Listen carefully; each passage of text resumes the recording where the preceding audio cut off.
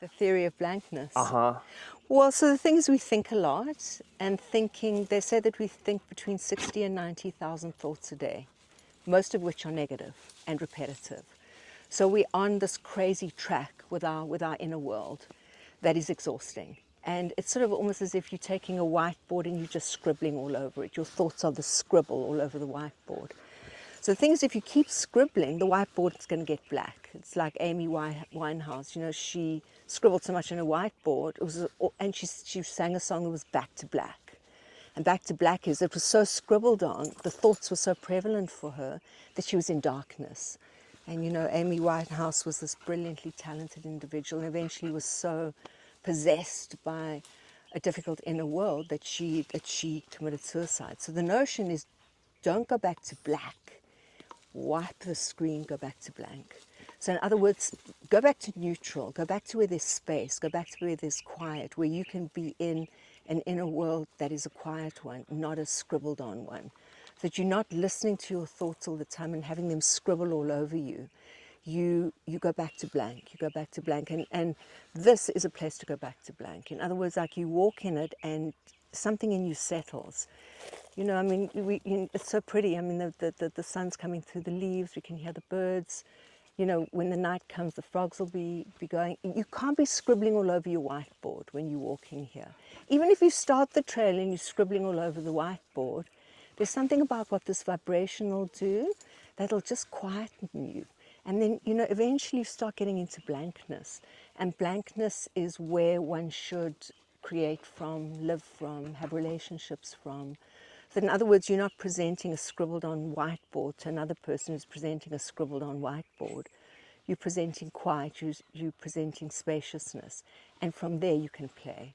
So playfulness comes from blankness, comes from space.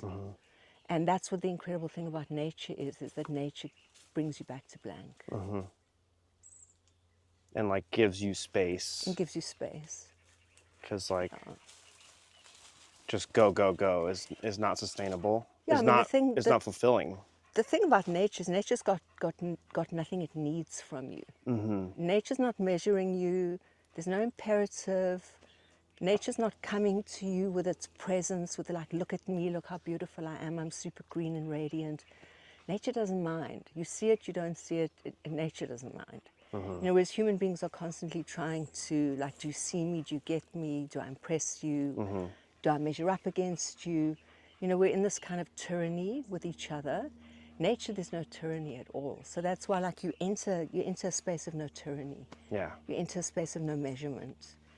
There's no agenda. So here we are, like, we paused underneath this tree, and we're getting the beautiful benefit of the shade of the tree, and then the laciness of the leaves. And this like canopy of light. And the canopy of light, and everything's super emerald because we're in spring. So LA's in its emerald phase. And it's just so, it's restorative. Yeah, and it's mango replenishing. Mango gets to dig in the soil. Yeah. And sit in the nice fresh soil. And then we smell the fresh soil. So it's like that. I mean, I think that's in many ways why being in nature is so restorative, is because nature has no need from us.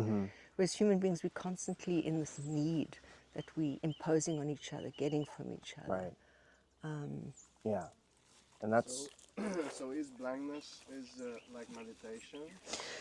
Blankness is an act of meditation, exactly. So in other words, that's what a meditation is, sort of we'll call it the training of meditation, is it's giving you the opportunity to go into quiet, to go into silence. Not that you give yourself a tyranny, I've got to be silent, I've got to be quiet, but you sit and you allow yourself to be quiet, you allow yourself to stop. You know, you're not measuring your meditation, you don't have agenda with meditation, you just sit, you just show up. And then that is that's a kind of, you know, when you do it repetitively, as we encourage to do, then it's easier and easier to go into those places where you just stop. Yeah. And nature is the same thing. So in other words, like blankness is it's active meditation. So, you know, so they say, yeah, meditate, but then be active, like take your meditation into the world with you. They say that about yoga as well, take yoga off the mat. You know, so that's the training is you meditate, you do yoga, but then take it with you. Right. As you move through your day. And the beautiful thing about this is that that it goes into us. It's restorative. It's peaceful, and then you're in a different kind of vibration as you continue in through the day. And I mean, people do amazing things. You know, they go into the ocean. You feel the water. They surf. You know, you're in that. You're on a horse. You feel the touch of the horse. Even walking a dog, you know. Sure. It's just immediately that touch of the thing that doesn't have any need of you. Just allows you to be yourself. For sure. Yeah. So I love that. yeah, It's so cool. yeah.